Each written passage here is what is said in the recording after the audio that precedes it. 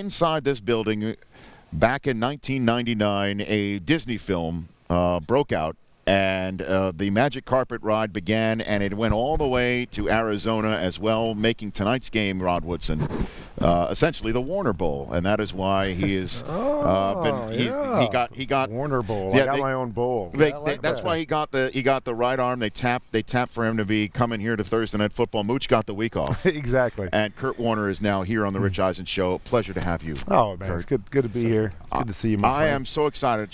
Seriously, you are two of the nicest guys that I have met and worked with in this gig together. I mean, on NFL Network. So I'm thrilled to have you here on this show. Walking in this building, Kurt Warner, what do you think of when you walk in this building? You look up and you see a championship banner. Well, I mean, so many great things. I mean, this is where it all started for me, and so it's been a while.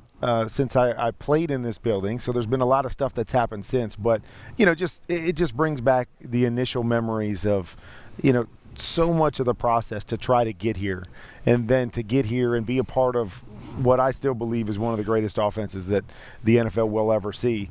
To be a part of that, to win a championship, so many great memories here. The people here are just phenomenal. We try to stay as involved as we possibly can now that we're gone from St. Louis. But, it's just so many emotions come back when you step into this building. What was it like defending that offense? Well, we played him in '99. We played him right here. First game, my first start. It was the first start. Mm-hmm. We played him right here. He scored on this side. I can't remember who you threw the ball to over here. Roland over here. It was a fade right. Roland Williams. It was a fade Roland right in this corner. And then you're going back this way. And we break the huddle. I said, listen, watch the 7-up, meaning the slot receiver's going to run like a little 7-up. And he did it on me. And I think it was Holt. Yeah, I think Torrey did it, and I mean, soon as he hit the 7, I'm like, I'm going to pick this thing, and he pumped me, and then as soon as he broke back up, I'm like, you knucklehead, and I planted, I got back up, I made the tackle on like the 10-yard line. He double moved you? He double moved me, and I got up, I said, why did I just told the guy to look for the 7-up, and I fall for it. Yeah, we got him a couple times in that game. We did. It was a great offense. They had a lot of weapons. And it was fun to watch them, and it was fun to play against them, but it was fun to watch them play. Yeah, I mean, it was a great game to start. I mean, Ray Lewis actually had my first interception in that game. I had to chase him down and tackle him. But right down here. Yeah. Think about that, though, Kurt. I mean, there's Ray Lewis, that's Rod Woodson, and you are your first career start. That's you what I'm didn't saying. Think you'd be getting in that season? That's exactly what I'm saying. I'm looking out there and I'm like, oh my gosh, this is not the first one that you want to go into. But but again, when you come out with a win and you play as well as we did, it's kind of fun to go, hey, my first win was against Ray Lewis, Rod Woodson, a couple Hall of Famers, and like I said, we burned him on a couple plays, so it'll be nice to have that over the top of him for a while. Double moves. I'm an well, exactly. Player. He was a corner that had moved to safety. So that was my first regular season game. It might have. So I knew he was going to be aggressive, so we could get him on those double moves. And we got him, and then we wanted to pick me off a couple times. And then so you won the Super Bowl that year, and then you won the Super Bowl the next year, correct? Following year. Yeah. Back-to-back Super Bowl champions. Yeah, went to Baltimore. Had I think the great thing for us in Baltimore is we played teams like that, and we realized if we can just get a couple things straight, that we're going to be okay on defense. And then we just had arguably one of the best years in football history. Well, arguably one of the best defenses of all time against arguably one of the best offenses of all time. And it's amazing. We would have faced the following year. Yeah, we actually thought we might face you guys in the Super Bowl. But I think that's the interesting thing is because in that game, we didn't know about either one. We didn't know how good their defense was going to be, although you could see the players, and nobody had any clue what we were going to be offensively. And so, you look just a few weeks later and a couple years later, and you're going, man, that first game was really kind of where it started for both of us. Kurt Warner and Hall of Famer Rod Woodson here on the Rich Eisen Show. Now, he hated it in the years when we were working together and he was eligible for the Hall of Fame, me bringing it up over and over and over again, which, as you recall, Rod, I did a lot. You did. So now you're in that position, Kurt. You're a finalist for the first time. What goes through your mind? I know you don't really want to talk about Fight Club too much because that's the way the etiquette goes here. But that said, I'm still asking you anyway. Well, I mean, and you still have to talk about it, and it's fun to talk about. I mean, when you're being considered as one of the best that's ever played. Whether you get into that group or not, I mean, we all start, we all play, we all want to be in that group when it's all said and done. But, as I've told you before, to me, this is all icing on the cake. I mean, we're talking about my first game. I mean, I'm 28 years old. I'm not even supposed to be playing, and to start at 28, to bounce around, play for a couple different organizations, and still be considered for the Hall of Fame. I mean, what a tremendous honor. I don't know if this happens or not. You sit here and you hear all the arguments on both sides, and it's kind of funny to me, Rich, because I hear everybody say, well, he didn't play long enough.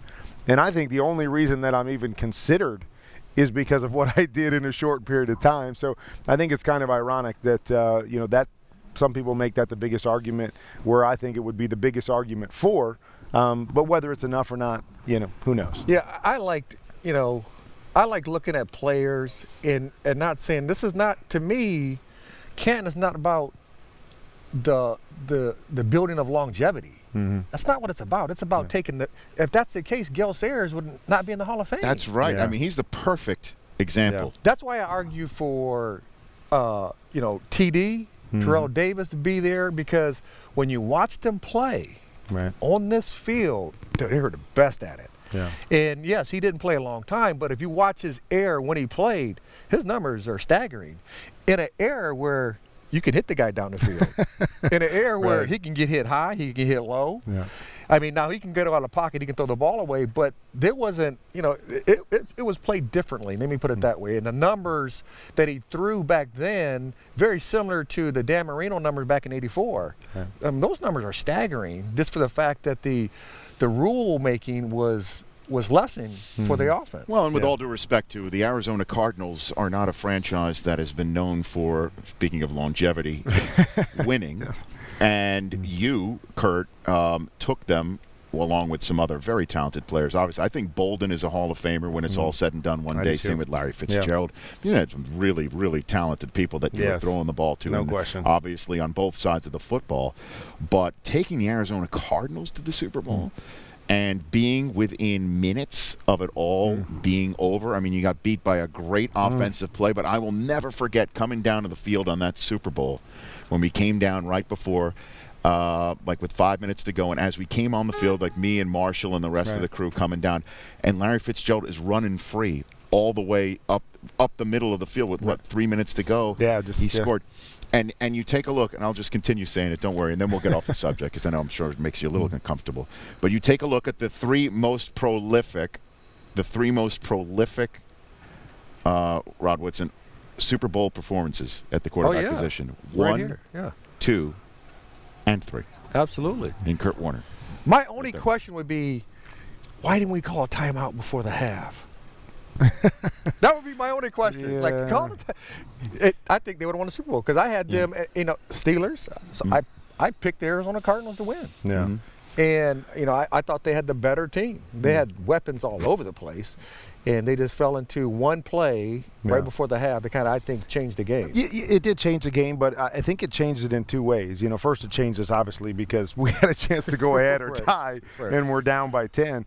But I think the other part, too, is that it changed the way we played the second half, too. And I think we got to really show what we were as a football team, and really what we had done all year long with those weapons, because we spread it out, and we did probably what we should have done earlier in the game and said, hey, let's either take those linebackers off the field or let's spread those guys out and play to our strengths. So, falling down, it allowed, I think, us to show the world, because not very many people knew about the Arizona Cardinals. So it got a chance for us to showcase what our team was. It was just, like you said, unfortunate that a couple great plays made, by some great players were the determining factor. Kurt Warner is here on the Rich Eisen show set. Later on, you, me, and Marshall. Man, you moved and up Irv. in the world, man. Didn't this start as a podcast? Yeah.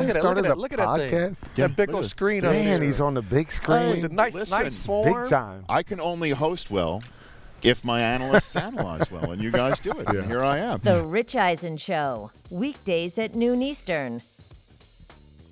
On Audience.